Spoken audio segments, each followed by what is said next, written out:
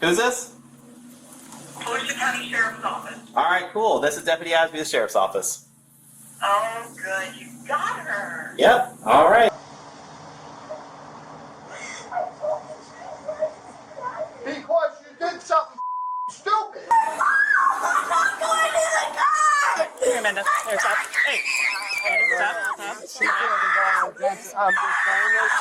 She can't sit in a dentist's office, so that's why I'm saying Deep breath. Can we go with her? I'm not leaving. listen carefully. It seems like time and time again, young kids are following trends they see on social media and thinking that nothing will happen to them.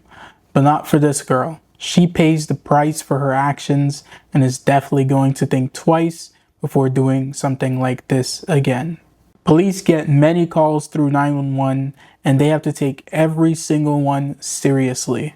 So when a text came through the 911 text line about a kidnapping of a minor in progress, officers sprang into action to get ahead of the situation. It's just after 9:45 a.m. when 911 begins receiving texts from someone named Lily Lee Combs.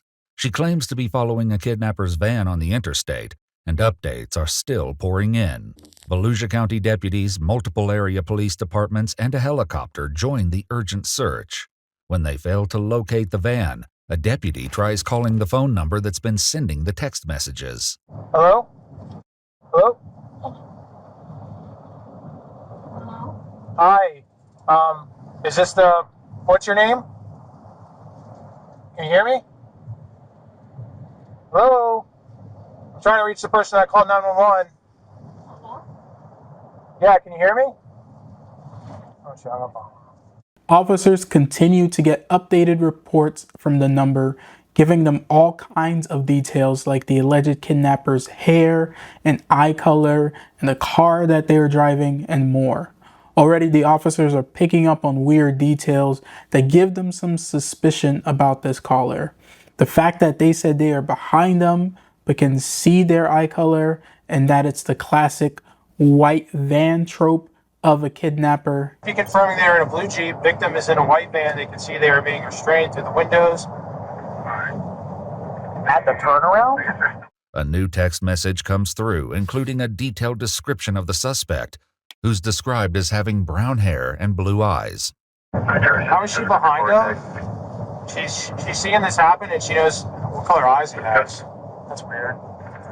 Brown hair and blue eyes, but she's behind them. Like, if she saw the incident or saw witnessed the kidnapping, or how would you even be following them and know any of this? yeah, RP confirming they were in a blue Jeep, victim in a white van.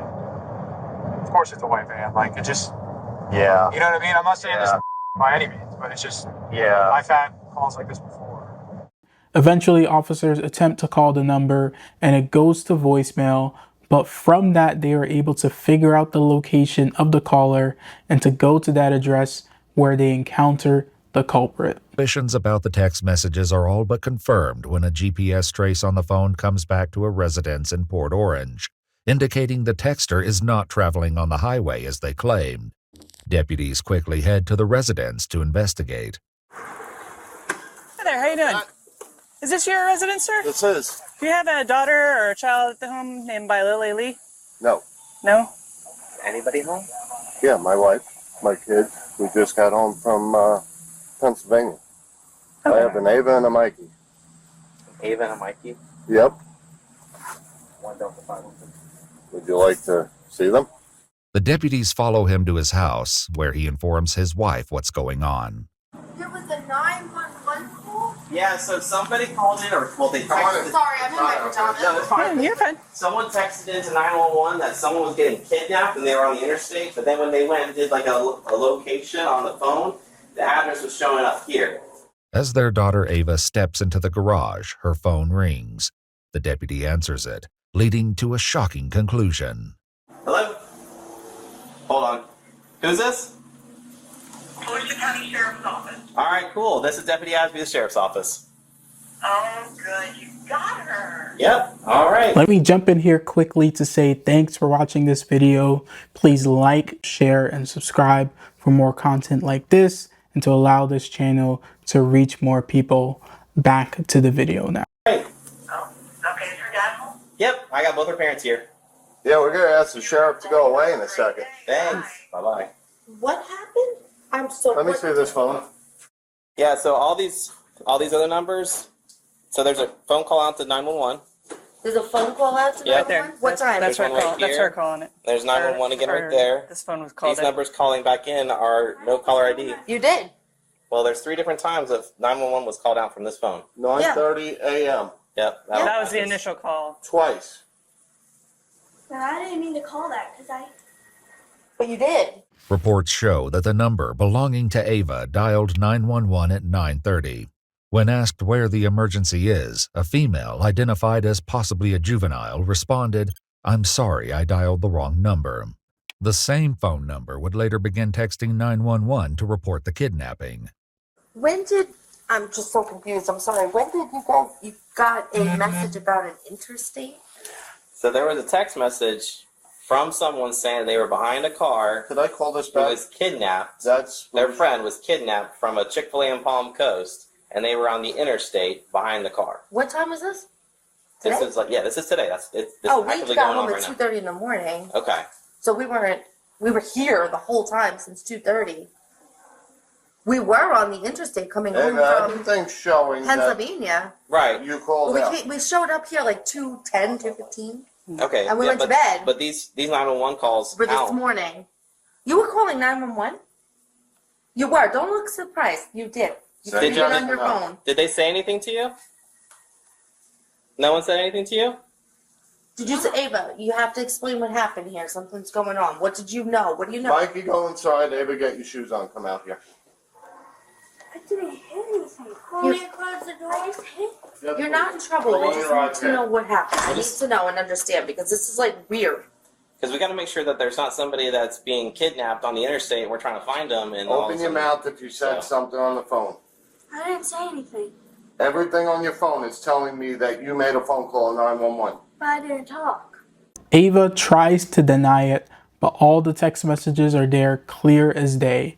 She is the one that has been sending police on a wild goose chase trying to catch someone that doesn't exist for a crime that did not happen. I can't overstate how bad it is to call in a fake crime. We have seen firsthand on 2 past videos what a false statement can do to innocent people like Mr. Mahindra Patel and Mr. Reed. But on top of that, we also know that these calls waste public resources that are often already scarce. And related to yet another video, following these social media trends seems to only lead to trouble. While thankfully not resulting in anyone's death, it is still a really dumb decision to try and replicate what you see online. It is often faked, or that person isn't telling you the full story, so then you do it and end up in much more trouble than you bargained for. While Ava's parents demand an explanation, deputies prepare to Mirandize the 11-year-old, who has yet to fully grasp the gravity of the situation. You just lied to the police and mommy and daddy. You just lied to everybody. You have 3 sheriffs here for stupidity. Tell them what you just said to us. Open your mouth. I'm telling you, open your mouth. She's going to read you something, and then we're going to ask you some questions. What's your name? Ava? How old are you, Ava? All right, Miss Ava, you have the right to remain silent. Anything you say can be used against you in court. So unlike in New York, in my other video where a child has to be older than 12 to be arrested or charged with a crime unless it's some kind of homicide, in Florida, like in many other places, kids as young as 11 can still be arrested and charged with a crime. And since the officers are now clearly seeing that she made up this whole story and nothing was real, they have more than enough evidence to arrest her, and they definitely should. Based on her parents' demeanor, they don't look like they were pushovers or soft parents, but for some reason their daughter still made this decision and she needs to face the full consequences of it. Florida lawyer, one will be appointed for you before my questioning if you wish. We're reading her rights.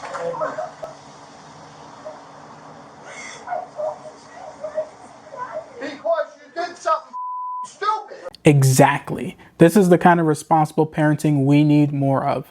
Telling the truth is important, but just because you told the truth doesn't mean the damage you cause goes away, and that's an important lesson to learn in life.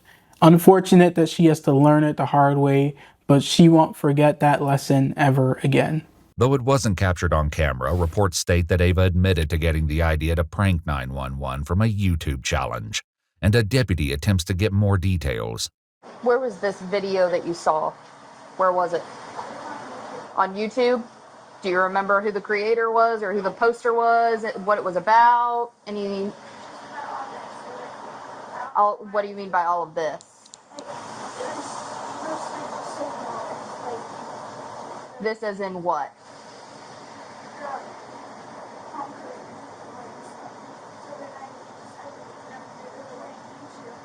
So it was a video about the Palm Coast Chick-fil-A. That's it. That's all the video was about?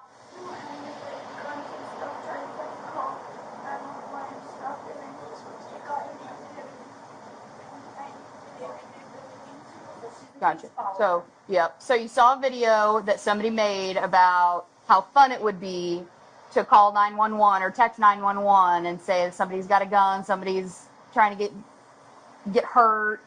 You thought it'd be fun to recreate that. Is that what you're telling me? Okay.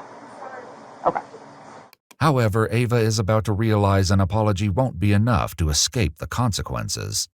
Meanwhile, one deputy reveals that he was able to reach Ava by phone just before their arrival and got a less than friendly response from the young girl. 27 minutes, she lied to the dispatcher or the call taker over text, and then when I caught her up, she told me to F myself and stop responding. Cut her up. Like, got her caught up. Like, hey, you know what's up? The jig's up. That's when she started deleting more text messages. Mm-hmm. Based on Ava's statements, deputies decide there's enough probable cause to arrest Ava and prepare to take the 11-year-old into custody. So here we finally get the real story, that this all began because of something that she saw on YouTube. Here, Amanda. Here, stop. Hey. Amanda, stop. I'm just saying this. She can't sit in a dentist's office, so that's why I'm saying this. Deep breath. I can't go with her. I'm not leaving. Listen carefully. Don't make this. Can she come with me? She's gonna come out there. No, she'll be out there. She is going to hurt herself right now. She's not going to. Don't prevent her. What school does she go to? Daddy hurts. So stop. Listen to me. What's your Ava? Ava. Stop struggling, okay? They're not going to hurt you. Yeah, they're not going to hurt you. Listen carefully what's going to happen here. No one's going to hurt you. You're going to sit in the car for now, okay? If you go somewhere, what it's going to involve is taking pictures, taking fingerprints, and then they're going to call your parents to come and get you. So don't make the situation any worse. They'll be up shortly after that. Go in the car? No, you can't go in the car. You can cuff me if you have to. It just can't happen. I'm telling you this right now, you're going to take this as a lesson at 11 years old, that if you do something stupid in the future, you're going to enjoy those cuffs. I'm not going to do this again. Ava is placed into the back of the police car, where her father delivers a few hard truths. I'm just warning you, you're not going to sit here for a couple hours. They're going to be bringing you into a building, fingerprinting you, doing all sorts of stupid for your stupid. Your life just changed, kid. Over a phone call, your life just changed. Finally, they arrest her and bring her to the juvenile detention facility. She is charged with 790.163, which is false report concerning planting a bomb, an explosive, or weapon of mass destruction, or concerning the use of firearms in a violent manner. This law states it is unlawful for any person to make a false report with intent to deceive, mislead, or otherwise misinform any person concerning the placing or planting of any bomb, dynamite, or other deadly explosive or weapon of mass destruction, or concerning the use of firearms in a violent manner against a person or persons. A person who violates this subsection commits a felony of the second degree. Proof that a person accused of violating this section knowingly made a false report is prima facie evidence of the accused person's intent to deceive, mislead, or otherwise misinform any person. Why are they charging her with this specific crime? It's because she stated in her story that the person that was kidnapping this child also had a gun, and that took it from a regular kidnapping all the way to a much higher level crime here that makes her guilty of this felony. And the police clearly have knowledge that she knew that she was making a false report based on all the text messages and how she obviously wasn't even in the vicinity of where she stated that this crime was even taking place. She's also charged with a misdemeanor of misuse of 911, which is a lower level crime and much easier to prove and doesn't involve having to state that a firearm was used in the commission of a crime.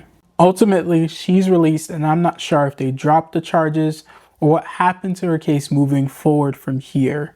They definitely have enough to fully prosecute her on the charges though, but being that she's a first-time offender, I wouldn't be surprised if she ultimately faced just a misdemeanor charge and likely only had to do some community service or something along those lines. Either way, she learned her lesson and the point was made to not do dumb things like this again.